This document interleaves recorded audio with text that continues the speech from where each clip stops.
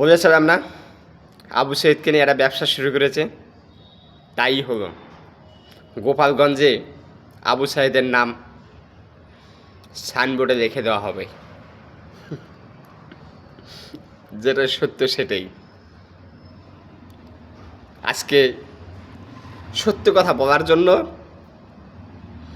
কারো কাছে ভালোবাসা পাইনি, কারো কাছে উৎসাহ পাইনি। এসব ভিডিওগুলো বানাতে ইচ্ছে করে না, সময়তে বানাতে হয় বাধ্যতার কারণে।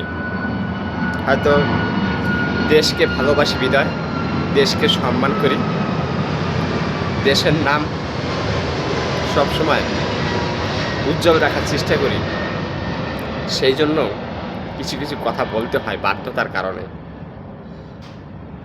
আজকে গোপালগঞ্জের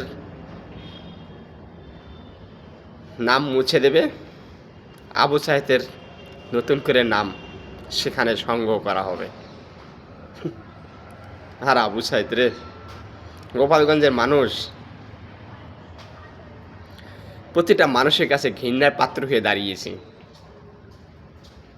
আজ গোপালগঞ্জের মানুষ কারো কাছে ভালো নেই, কারো কাছে সুখী নেই। গোপালগঞ্জের মানুষ শত্রু।